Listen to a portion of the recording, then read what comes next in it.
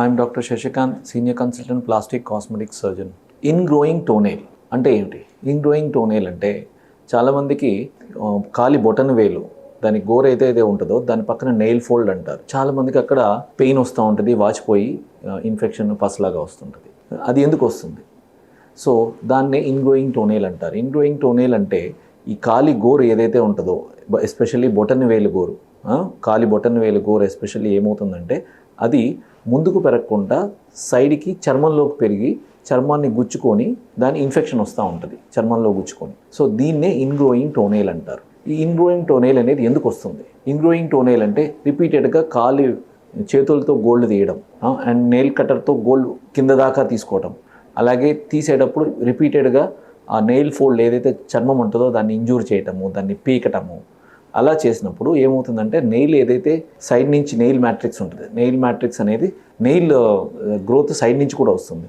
అది పోవటం వల్ల ఈ నెయిల్ అనేది సైడ్గా గ్రో అవుతుంది, దాన్ని ఆపేది ఉండదు. సో దానివల్ల ఆ సైడ్ నెయిల్ ఫోల్డ్లో గుచ్చుకొని నెయిల్ ఫోల్డ్లోకి గ్రో అవుతూ అక్కడ ఇన్ఫెక్షన్ రావడం వల్ల అది అక్కడ వాచిపోయి ఆ నెయిల్ ఫోల్డ్ ఇన్ఫెక్షన్స్ వస్తుంటాయి. దీన్నే ఇన్గ్రోయింగ్ టోనేల్ అంటారు. సో ఈ ఇన్గ్రోయింగ్ టోనేల్ ఎలా ట్రీట్మెంట్ చేస్తారు? ఫస్ట్ ఇనీషియల్గా మనం ఇన్ఫెక్షన్ అట్లా ఉన్నప్పుడు ఇన్గ్రోయింగ్ టోనేల్ దానికి యాంటీబయాటిక్స్ కానీ అలా ఇస్తాం. సో అండ్ ఇంకొకటి ప్రివెంట్ చేయాలి అంటే ఇన్గ్రోయింగ్ నెయిల్స్ జాగ్రత్తగా తీయాలి, నెయిల్ కట్టర్తో కరెక్ట్గా ఎడ్జెస్ వరకే తీయాలి, కింద దాకా వెళ్ళకూడదు. అలాగే తీసేటప్పుడు ఆ స్కిన్కి డ్యామేజ్ అవ్వకుండా జాగ్రత్తగా తీయాలి.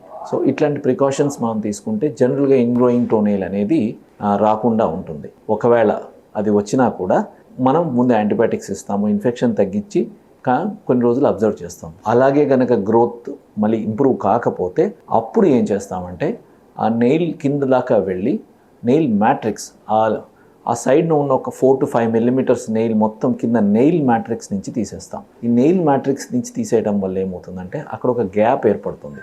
ఆ గ్యాప్ ఏర్పడటం వల్ల నెయిల్ స్ట్రైట్గా గ్రో అవుతుంది. ఒకవేళ సైడ్కి గ్రో అయినా కూడా అది నెయిల్ ఫోల్డ్కి టచ్ కాకుండా నెయిల్ని ఆ పక్కనున్న స్కిన్ని డ్యామేజ్ కాకుండా గ్రో అవుతుంది. కాబట్టి సో ఇది నెయిల్ ఫోల్డ్ మ్యాట్రిక్స్ నుంచి తీసేస్తే ఆ 4 to 5 millimeters ఆఫ్ నెయిల్ తీసేయడం వల్ల ఇది ఇన్గ్రోయింగ్ టోనేల్ ట్రీట్మెంట్ చేయొచ్చు.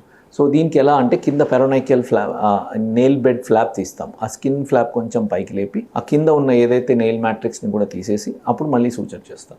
సో దీనివల్ల ఇన్గ్రోయింగ్ టోనేల్ని శాశ్వతంగా మనము క్యూర్ చేయొచ్చు.